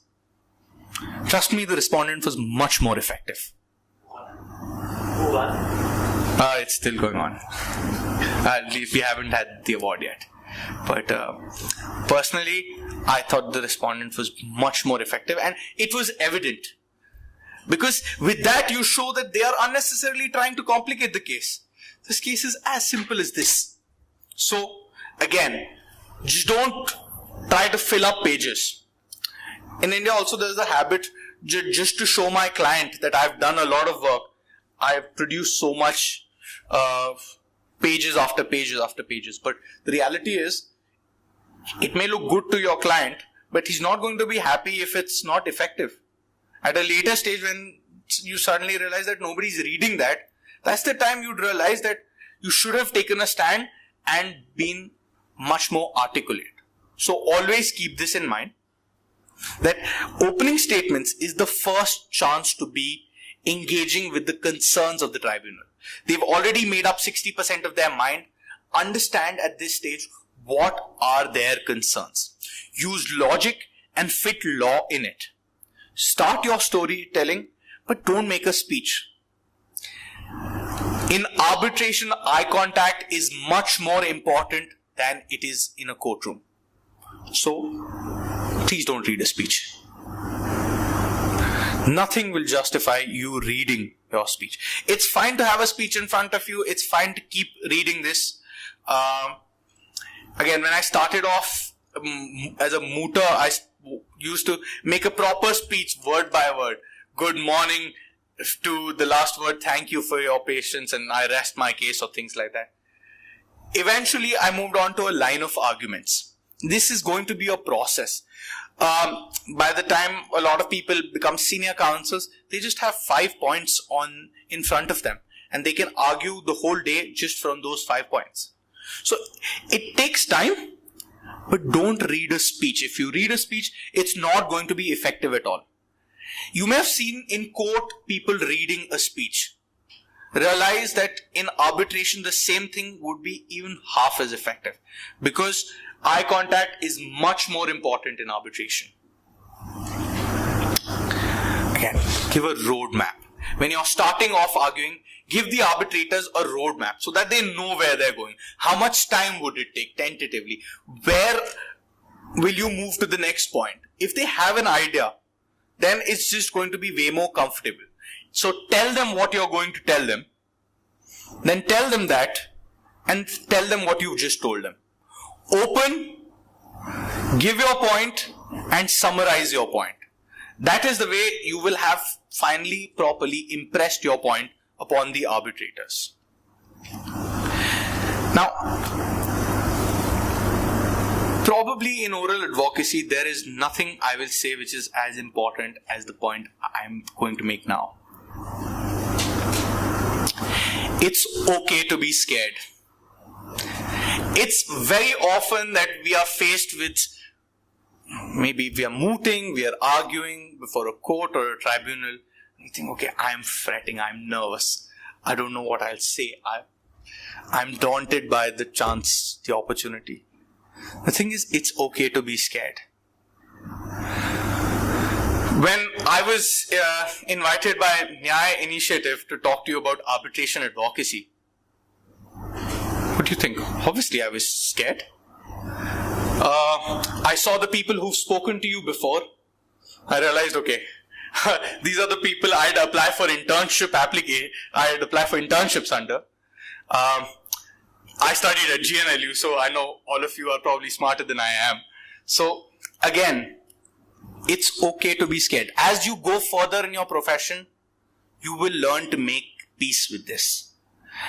I'd asked a similar question to Mr. Jethmalani in my final year. And he told me that even when you've progressed further in your profession, 20, 30 years down the line, you'll be arguing a national importance matter in front of 7 judges. You'll still be scared. It's human, it's natural to be scared. Just don't let fears overcome you. But realize that it's okay to be scared. There'll be so many times when you are challenging an arbitrator in the arbitration proceedings. You would be scared. And in a mood that might not seem like a very big thing, the arbitrator is expecting that. But in reality, the arbitrators do get offended. It's a risk, it's a judgment call you're taking of offending the arbitrator. And if he dismisses the challenge, you're still going to be arguing for the next 1 year in front of that same person that you challenged. So you will be scared. Even 10 years, 20 years later, when you're arguing, there will be times that your legs will tremble. So that feeling isn't going away anywhere. Learn to make your peace with it. So long as it doesn't show. It shouldn't show on your face. You shouldn't stutter. You shouldn't really lose your whereabouts and of what you're arguing, what you're submitting. Because appearances are gold. It makes a huge difference, and it reinforces the arbitrator's perception of you. If you don't have a single binder and you have like loose sheets falling all over, you're so flustered, you lose a lot of attention of the arbitrator. So appearances are gold.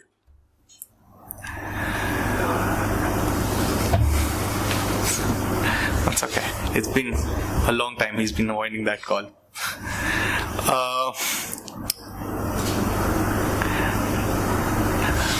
I started with this point and I kept repeating this point. Adaptability, malleability is the biggest thing you can do as a counsel. Being a rebel, however big your stature is never going to help in an arbitration. You have to persuade your arbitrator in a manner most palatable. I saw an arbitration in which we had a towering senior counsel, very renowned internationally, arguing before a tribunal of renowned arbitrators, but again not as distinguished as the senior counsel who was arguing. But then big people have big egos. That happens, and at the end of the day, just because he's a big man, the arbitrator is not going to make up his mind. And if egos clash, the arbitrator will have the last word. So understand that being a rebel will never work. Make your argument in the manner most palatable. Modulate your voice. Realize when the arbitrators are losing attention. Tell them when you're coming to a key point. Signposting is very important. There'll be very often when you see your arbitrator is looking into his phone, he's thinking about something and you realize it. At that time, tell them, Mr. Arbitrator, the next point I'm about to make, my case turns on it. It's a key point. At that moment, you have their attention back. Things like this. Pausing effectively also makes a difference. The arbitrator will realize when he's used to, radio playing in the background, suddenly it stopped. You've made an effective pause, but you've got the attention back. A few things that you should absolutely do during oral arguments, and this is a checklist I'm going to quickly run through. Lay the standard of proof. You don't have to go further than you're supposed to. If you have to prove only till a particular point, don't pitch your case higher. It's just going to make your own job more difficult. Make eye contact with everybody and not just the president. Even the arbitrators who don't seem interested, make eye contact with them. If the arbitrator wants to engage in irrelevant banter, don't stop him or her. Let them do that. Okay? Because if you do stop them, it will irritate them. Be likable, but do not flatter. They see flattery. Most of them, especially in India, are very used to sitting on the bench or the tribunal. So they've seen flattery of all sorts. They smell it from a distance. So do not flatter, but be respectful. Be courteous. And your wit and humor are some of the most undervalued tools. In a lot of cases, which could go either way. For example, there is a case, let's say on construction arbitration delay. At the end of the day, there's a delay. Every time it will revolve around who is the delay attributable to. You'll have arguments from both sides, you'll read both their case theories, and it will be so convincing that you buy both sides. So will the arbitrator. At that time, it will make a huge difference on how much the arbitrator likes the counsel, the party, the case. That's why appearances, courtesies, which are very undervalued, are very important, especially in those grey cases. Because, as I said earlier, we trust those people that we like much more readily than we trust anybody else.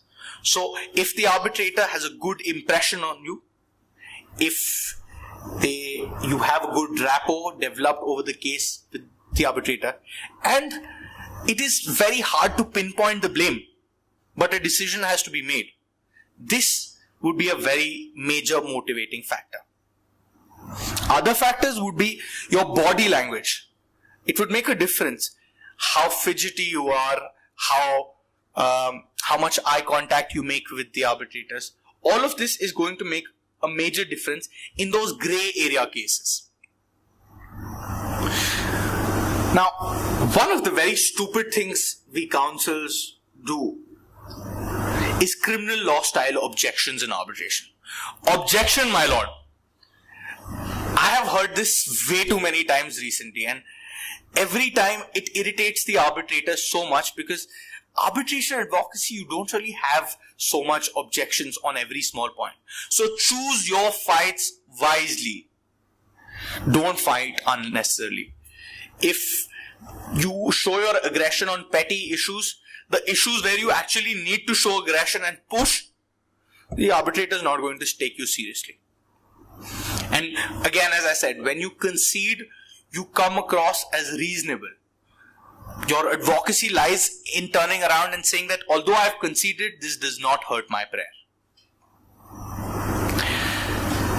Now, I was telling you, refute the case of your adversary in the middle. A lot of times, people arguing second start with the case of their opponent. You hear your claimant saying, and you realize, oh, he's arguing utter bullshit. I will demolish his case and show to the arbitrators how wrong he is. So you will start off saying, okay, point 1, this is wrong. Point 2, this is wrong. Point 3, this is wrong. But what you've done is you started with a defensive note. Don't do that. Start with your own case. Make your own case theory. You are so convinced with your case that you will first make your own case theory. But even when you're making your case theory, the arbitrator is still slightly convinced by the other side. So at that time, start refuting that their argument has no legs to stand on. Red herring 1, 2, 3, 4. But don't stop there. Come back to your own case, because otherwise that's the lasting impression you leave on the tribunal. You don't start off with their case, you don't end with their case. If you end with their case, the tribunal is going to go home thinking about their case and not your case. So always refute at the end. Aggression, even in refuting, is never going to be appreciated. I attended this session by Sir Christopher Greenwood, who was at that time a judge of the ICJ, and he's telling us about his experiences arbitrating disputes, especially investment arbitrations. He said, many counsels consider arbitration to be an extension of Game of Thrones, just with more bloodshed. So please don't do that. It's a much more civil, peaceful way of dispute settlement. It's much more business-like.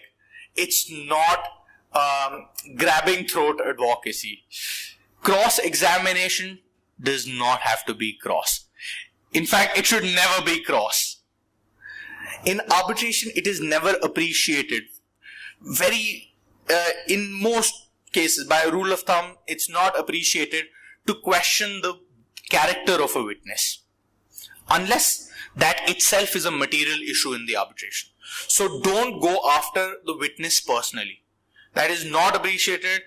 Even in criminal law, you could still get away with this. In arbitration, in all probability, nobody's going to really appreciate it. Regarding the point you raised of multiple counsels. Now, I personally always thought that doesn't work. Until recently, I saw it work brilliantly. So I have changed my mind about that. But there is a way to do this. So the arbitration I recently saw, there was a senior counsel and there was a junior partner of a law firm, and both pulled off a good cop, bad cop beautifully. The senior counsel took all the factual witnesses and the junior counsel took the expert witnesses. Now, there was only one expert witness, but a lot of factual witnesses were also raising some points So related to the expert witness, because it was a technical project, it was an energy project, so they'd gone about it. Now, in that situation, there was a clear demarcation and there was permission of the tribunal sought in advance. But not all tribunals will be receptive to this. Understand how the tribunal reacts to your request before pressing it. But be prepared that it may not be answered.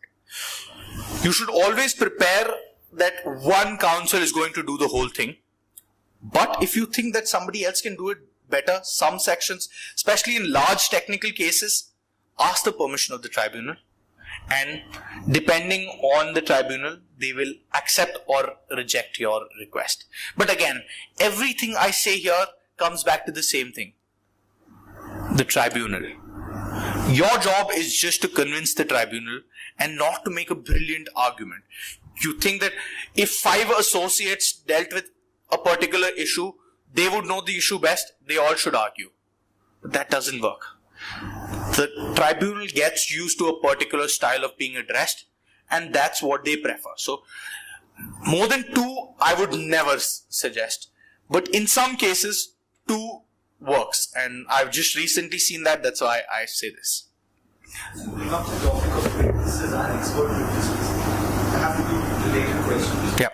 Firstly, in a situation where your expert witness is making observations that are completely at odds with the other expert witness and the case could turn on that, would you resort to witness conferencing? If you did, how would you treat your expert witness? Would you leave it in his hands? Would you prep him at advocacy? How do you go about that? And that ties into my second question, which is, do you generally prefer to prep your witnesses or take a hands-off approach and let them do things the way they do? The same caveats apply that there's no straitjacket way. But generally, starting from your first question, if there's a very clear divergence in both my experts, I'd first want to realize if witness conferencing, hot tubbing, all of these things are in my favor or not. Accordingly, I will make the strategy that whether I want that or not. Secondly,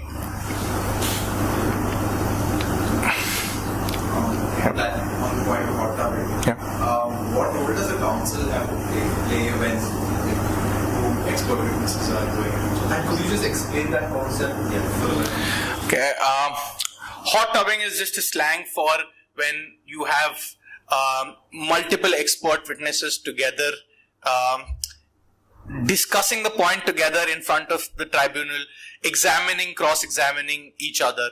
The fact is, when it's a highly technical thing like an oil and gas project, something like an offshore rig, there's only so much that lawyers and arbitrators understand. But technical issues are only understood by the experts.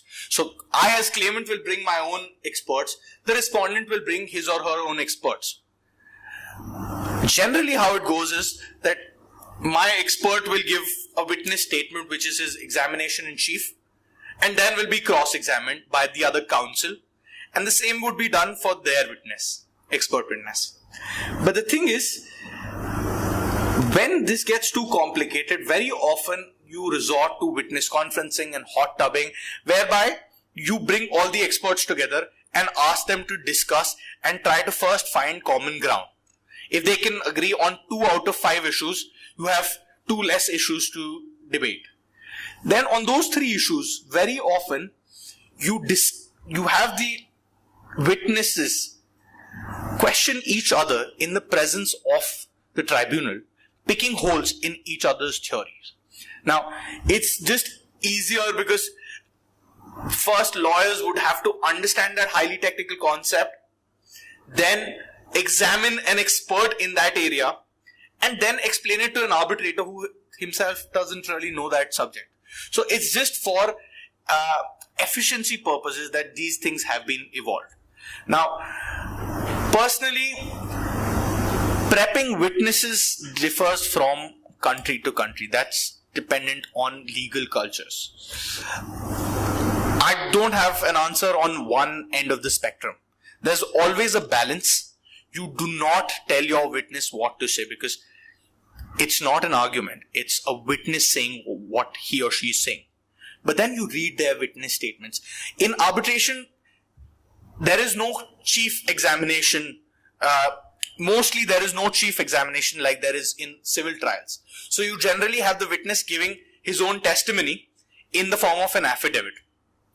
That affidavit should be in the words of the witness himself. Otherwise, the tribunal is not going to buy it. If the affidavit sounds like it's been drafted by a lawyer, nobody's going to put any weight on it. So it has to be in the own words of the witness. However, it's fine to caution your witness about some areas that the other side may want to drag them down some rabbit holes that they want to avoid. But again, there is a balance that has to be made. The answer cannot lie on either end of the spectrum. So, just to quickly wind up, at the end of your oral arguments, always give a written summary note of what you just argued. I think if you hand the summary note as the last document at the end of the hearing, it's that thing that will give a lasting impression. It's very often that's the first thing that the arbitrator will read when he goes back home or in the car on the way back home. And whenever they open the file the next time, it's that which is going to be the first document on top. So I suggest giving them a one-page summary of your oral arguments at the end of each day. Now, I'd end with the anecdote of a sleeping arbitrator. And believe it or not, we face this very often. What do you do if your arbitrator is sleeping? We recently had an arbitration in which the sole arbitrator slept off. So there's the claimant counsel, there's the respondent counsel, and what should we do? We should argue to the air. The arbitrator is sleeping.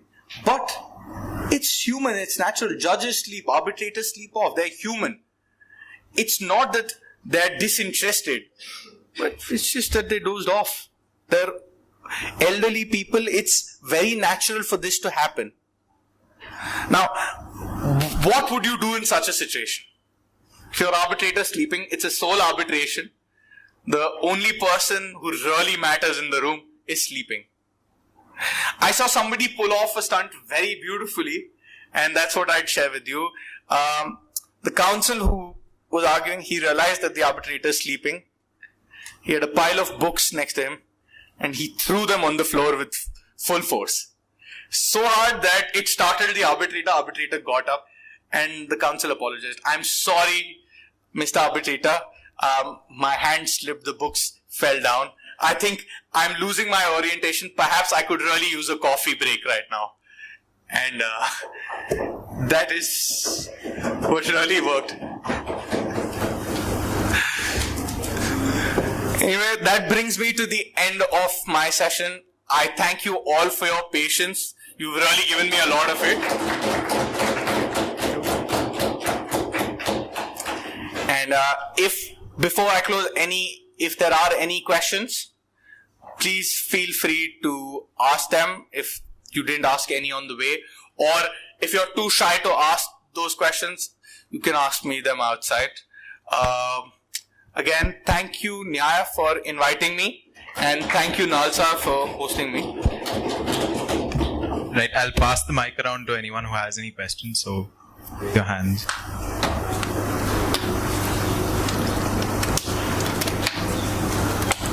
Or we can take it outside. There are a few questions that I'd like to ask for the benefit of the entire. Alright, sure, go ahead.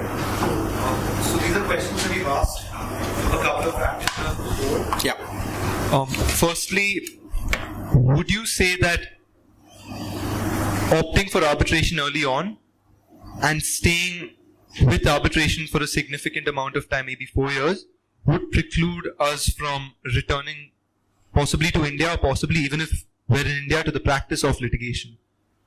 I wouldn't say so. And the reason is that India is a country of generalists. Everybody does everything. Even the councils that you identify with a particular field of law do everything. Harish Salve also does criminal law, and Mr. Ram Jethmalani also did most of his work as a constitutional lawyer or civil lawyer. So it's a country of generalists. Gaining experience in one field of law, in my opinion, does not preclude you from the others. I think the best practices today are those of the people who are jack of all trades and master of one. So there is merit in super specializing early on, you'd say? Yes and no. Both. If it is to the exclusion of everything else, then it is harmful to your career, because then as a counsel you can't think on multiple levels, because your client is only asking for relief. He really doesn't care how you get it. So you need to think at multiple levels at what is the best way to get that relief. But it's always best to have a specialization if it is not at the exclusion of your exposure to other fields of law. My second question pertains to some of the experiences that you've had. What do you think the value of interning at an international firm, B under a prominent international arbitrator, C at a prominent institution are? All of these broaden your horizons. When I interned with an international law firm or an arbitrator or did an LLM, it was like stepping out of a well. It is a horizon broadening experience. So it's the exposure more than anything, first. Second, you learn a lot of things. Professionalism, presentation, articulation, organization. All of these things, you realize that a lot of international firms, and again, international firm is a very generic term.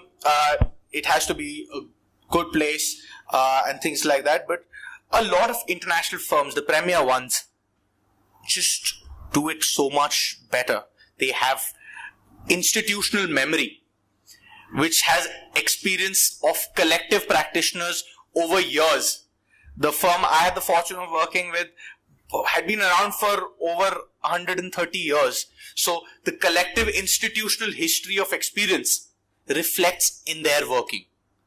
Therefore, I personally suggest that you should try for these opportunities, and if you take the initiative, these opportunities, although not easy to land, but are accessible.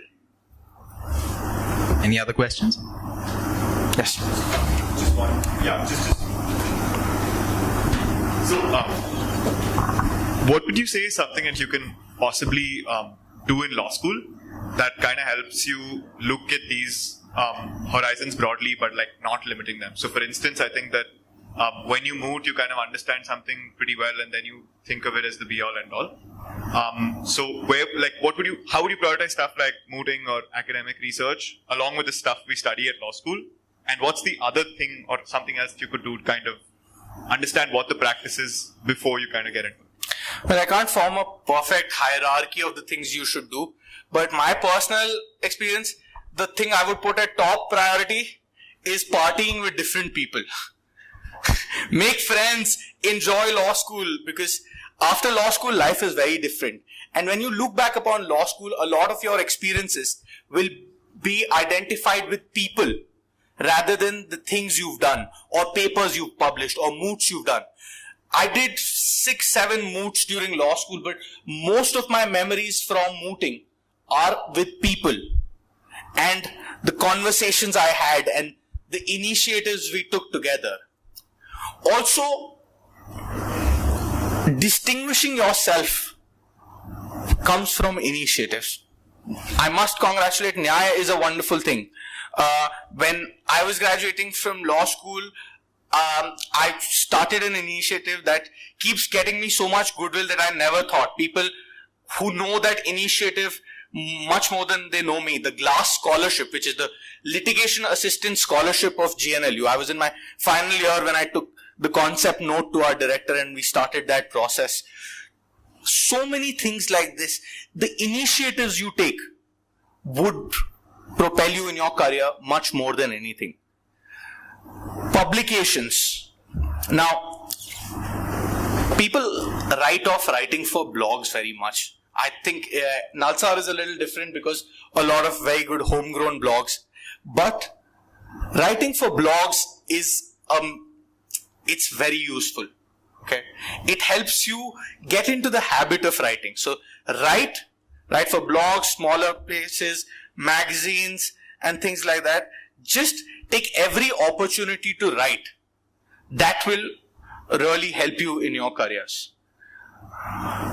Personally, I thought teaching helped me a lot.